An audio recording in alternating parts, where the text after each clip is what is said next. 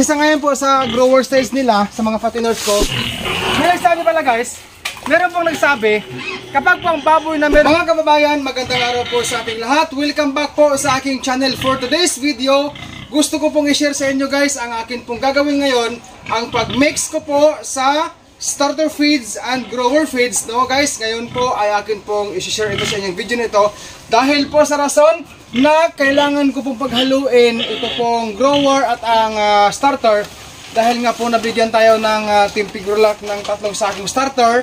Sa kasalukuyan po ay nasa grower stage na po ako, pero wala po akong choice, kailangan ko pong ipakain ng starter even though nagkaroon tayo ng almost 2 weeks na po sa grower stage. So guys, kung ikaw po ay bago pa lang sa aking channel, huwag mo pong kalimutan mag-subscribe and hit mo ang notification bell for more uploads. Okay? So ngayon guys, atin munang walisan ng saglit ang ang ating pong area na kung saan dito tayo magmamasa. Dito po kasi guys sa aking pampinubring backyard piggery ay kailangan po talaga ni Dodong gumawa ng paraan every now and then, no? Every now and then sa mga simpleng management ko po.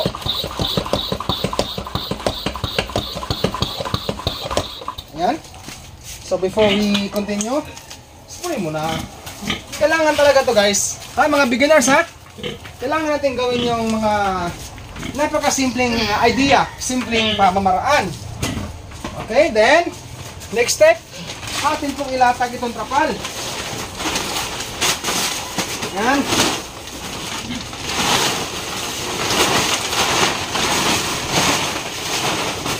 Malapad to guys ang trapal ko. Yan. Malapad sobra oh. Kahit ganito lang to guys ang aking backyard piggery dito, pero ginagawa ko po ang tama, no? Sinisika po ni Dodong na magawa ang tama alang-alang sa aking mga baboy. Ayan. So malapad siya. This time, I'm going to haul this one sack. Ito po guys ang grower, oh. Grower.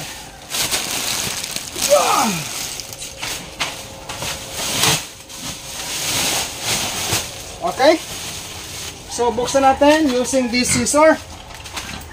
Honestly guys, hindi po ako bihasa sa pagbukas ng sako, no? Pero dito guys, ipapakita natin sa inyo kung ano yung pagiging Dodong Villaran, no? Simpleng tao, ordinaryong tao na nag-alaga ng baboy. So, ito ay hindi ko masyadong makakapa, kaya ako ay ano talaga. Ito, buti na lang, thank you Lord. Natsambahan lang guys pag hila sa isang sinulid, yung hila bibila. Ayan. Okay. Tapos ang sumunod, atin na pong ano guys, atin na pong labas.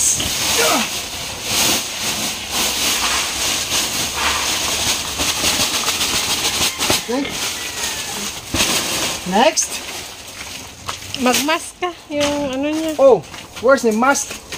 I forgot to get my mask. Kindly wait po.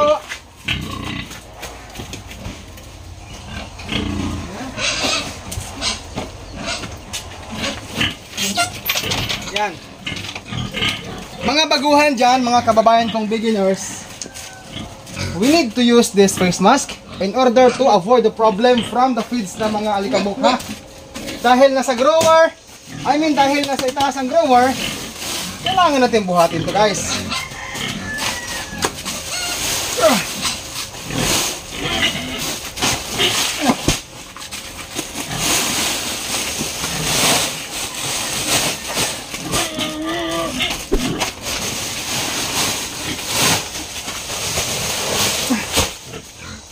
Next, tanggal na naman. Yan, nakatahi ko ito eh. Sana guys, matsambahan natin to. Tsamba-tsamba lang kasi itong style ko yo. Ang paghubad.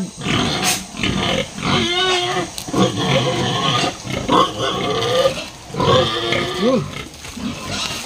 Okay, salamat sa Diyos. Pero honestly guys, alam niyo po, sa totoo lang, Pag nagbukas ako ng sako na bagong bili, hirap po ako guys. Kasi nga hindi ko kapa sikreto, pero patsa-patsamba pag bunot. Pag mahila guys ng maayos, mabilis yung makuha. Okay. Ito. Yan.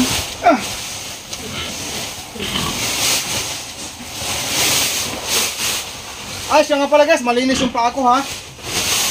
Baka mamaya, mabash tayo dyan sa iba. Ako ay nakaligo na. Naglinis tayo bago nagpunta sa babuyan. Meron kasi mga viewers dyan na masyadong vigilante ang paningin. Next step, mix 2 pack of King's Beta Plus Animal Feed Supplement.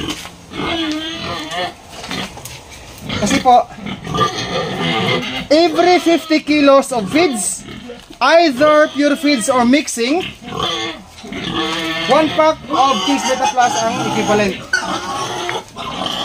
Hoy, ingay ka na dyan ah. Ingay naman oh. Bagong kain yan. Sila. Okay. So keep this one, carton. Yan, set aside natin. And then, ilagay natin. Yan. Ganyan lang ha, mga beginners ha. Yan.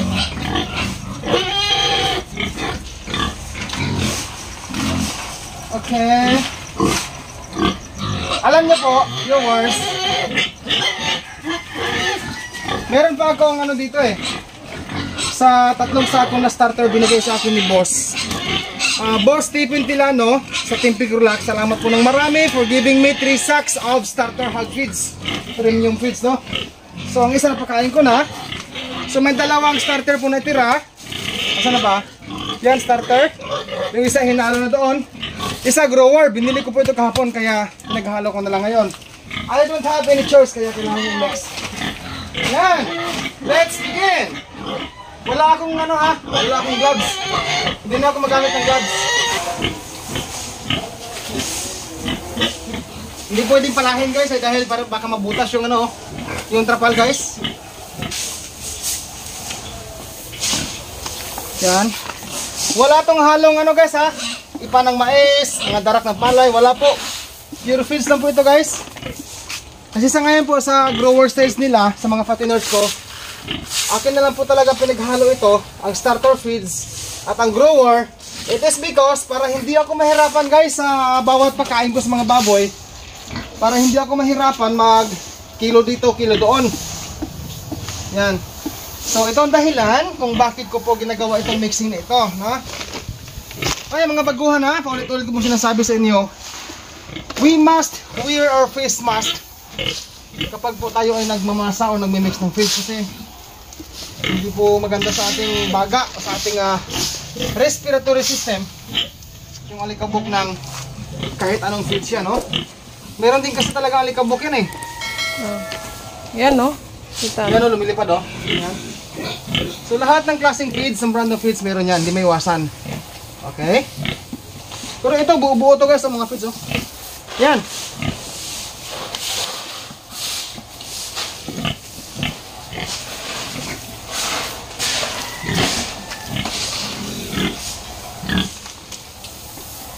Masyado kasi matrabaho guys kapag po hindi ko sila paghaluin.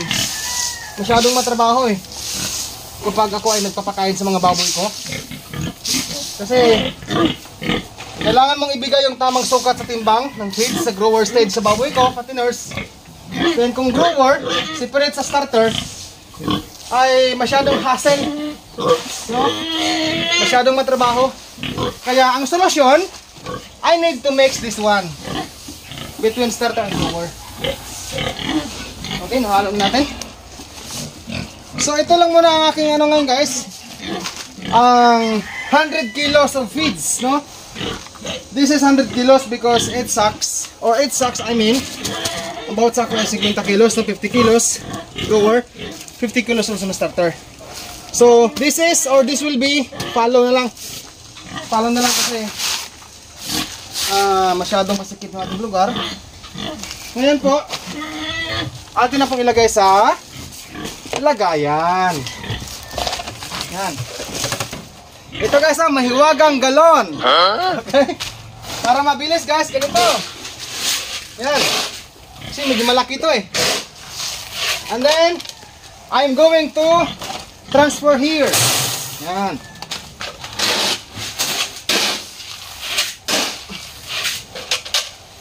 Love your work and enjoy, mga viewers.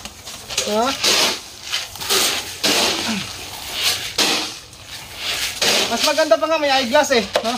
Hindi ko lang nagamit eyeglass ko. Di bali guys. Okay lang. Nag-helmet ka na lang sana. Ano ka mo? Nag-helmet.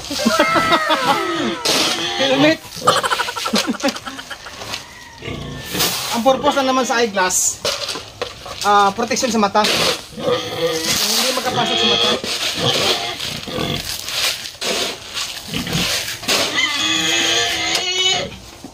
Eh di pagtawanan tayo niyan. Naka-helmet tayo. Kaya nasa feeds. Kaharap mo yung feeds, naka-helmet.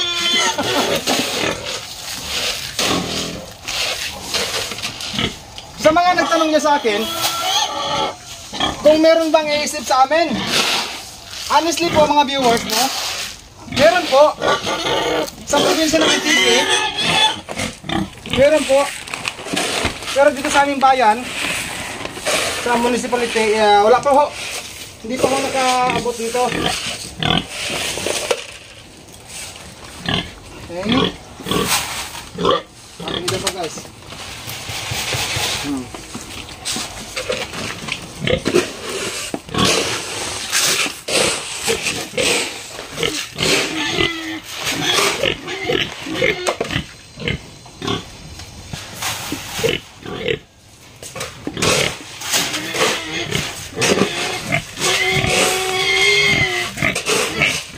Okay, mahalo na natin para hindi na ho tayo mahirapan pa magsukat-sukat. Sukat kapag ako ay nagpapakain sa baboy.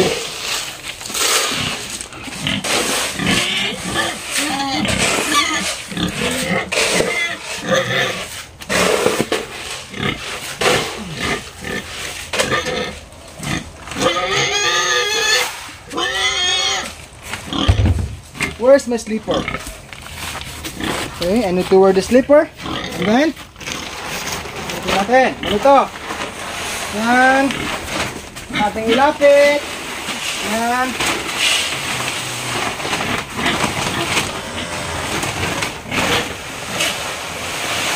Yan, lapit natin sa balde.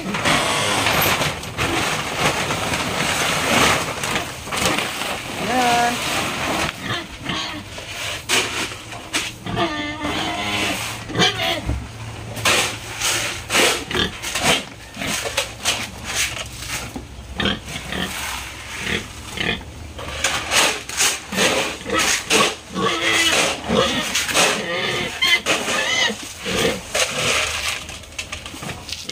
Puno na guys, oh.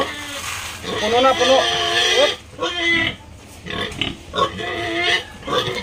Ito sa kabila. This is blank. No, walang laman. May I have this one, please? Yan, pasensya na ho, makalat doon. Pantayin mo yan. Pantayin mo yung laman. Later na, later. Later.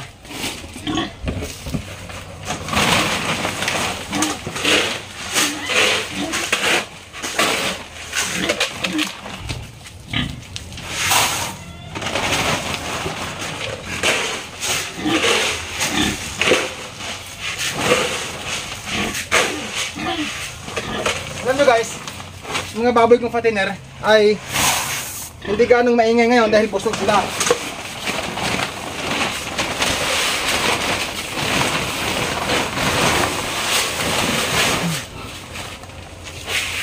Ayan.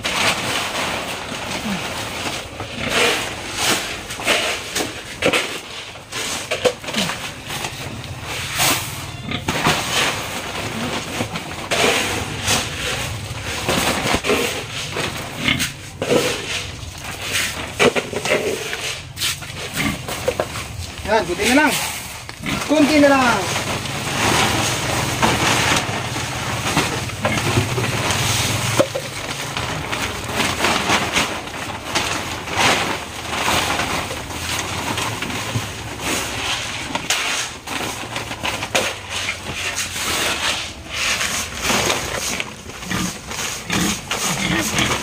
Simutin natin guys.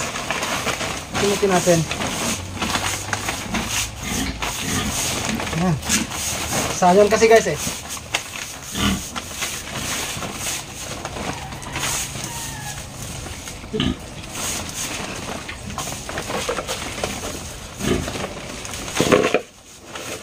Okay.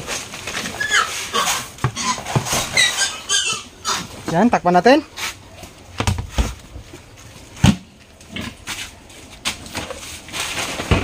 Okay. So ito guys, ang ginagawa ko every after ako naghahalo, either mixed feeds or mga rice bran o ano pa man, nilalabahan ko to guys doon sa sapa kasi maraming tubig dun eh. But as of now, santabi ko muna saglit because I need to open this trapal para lumiwanag po.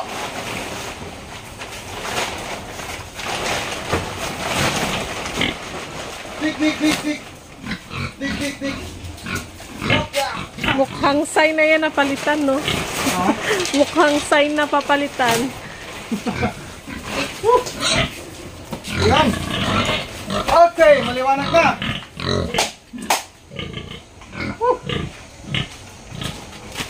Total guys, may tubig naman tayo. Atin lang isingit ang pagpapaligo sa kanila ngayon dahil bago tayo magtatapos sa video ito. Yan.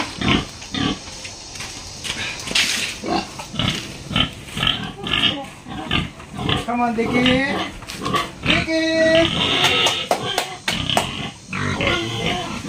Come on.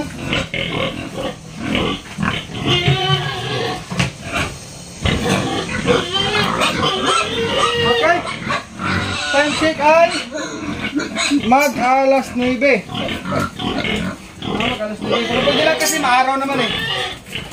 Come on.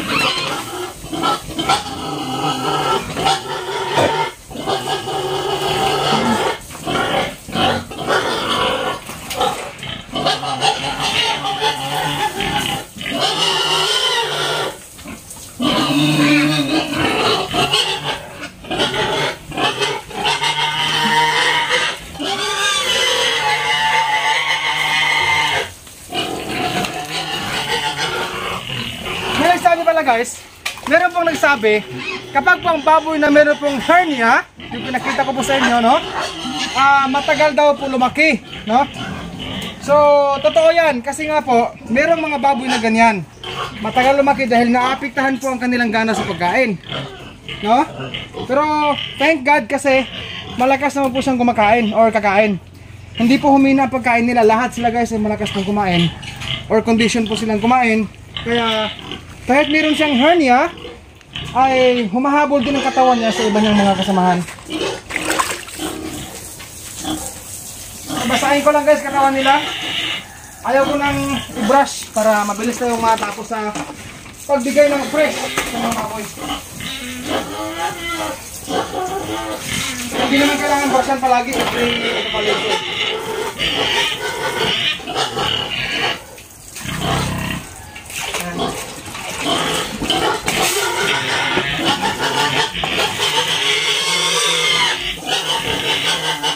Ayan na, humingi na yung anak ko, dalawang inahin.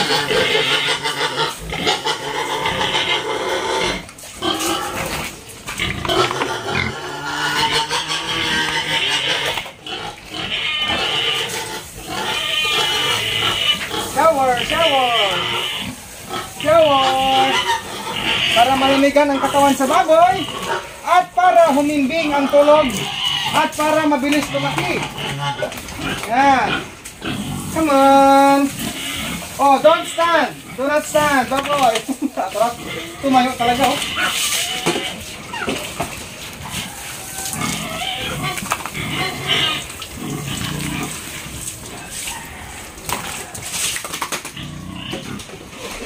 Okay. So, natanggal na po or nabuhin na, nabawasan na ang kanila pong init na na-feel, no? Ngayon guys, mag-ready lang po ako ng feeds para po sa mga fatteners. So ako guys ay magbigay ng 5 kilos ngayon sa isang kainan sa akin pong mga fatteners na 8 piraso.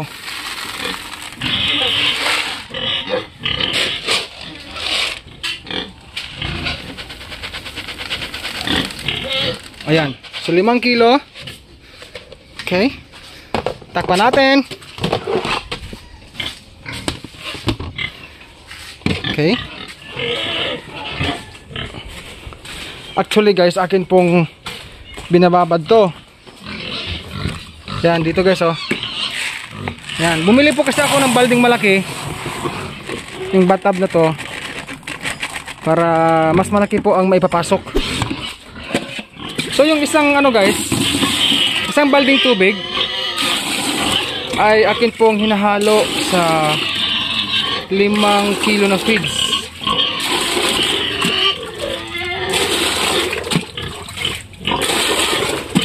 Minsan sumusubra pa guys ng isang balding tubig. Nag-add pa ho ako ng 2 pitcher. I mean tabo pala, tabo. Okay, atin buhatin at ilagay dito. Okay. Yan.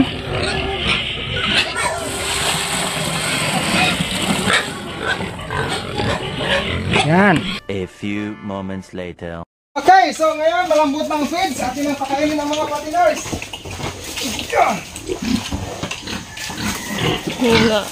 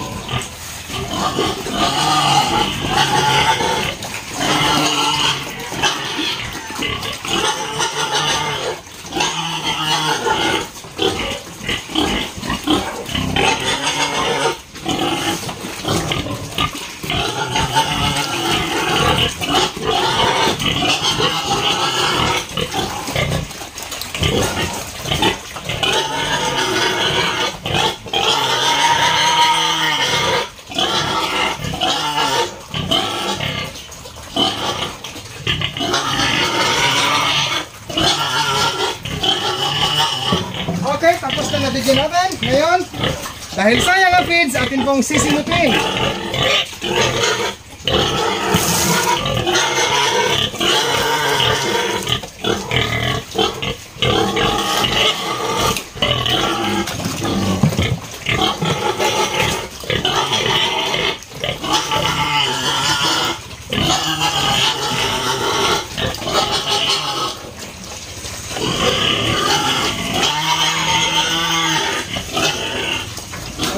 So ngayong araw po mga kababayan, sila po ay 2 buwan at 12 araw simula po sa pagbili ko sa kanila. They are now 2 months and 12 days old since buying.